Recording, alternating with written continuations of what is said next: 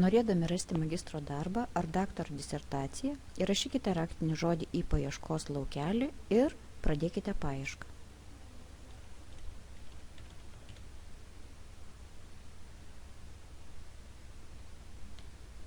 Meniu visos dokumentų rūšis, pasirinkite užrašą ETD dokumentai ir spauskite paiešką.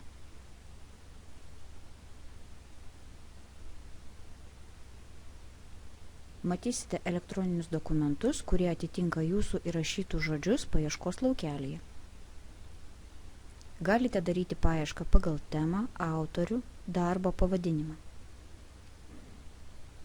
Norėdami atsidaryti pilnatekstį dokumentą, spragtelkite išteklius internete.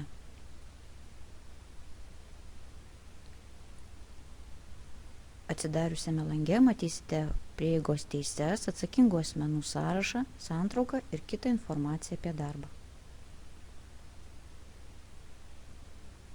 Spauskite užrašą ETD, kad atsidarytų pilnatekstis dokumentas.